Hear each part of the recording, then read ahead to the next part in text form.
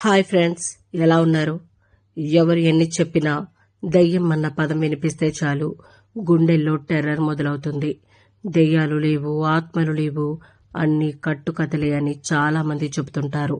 అయినా చిమ్మ చీకటిలో ఒంటరిగా నడవాలంటే ఎవరైనా సరే వణికిపోవాల్సిందే. చీకటి గదిలో ఎలాంటి అడిగిడి వినిపించినా చెమటలు పట్టాల్సిందే. దెయ్యాలు ఉన్నాయా లేవా అన్న విషయం పక్కన పెడితే ఇప్పుడు మీరు ఈ వీడియో చూస్తే మాత్రం తప్పకుండా భయపడతారు.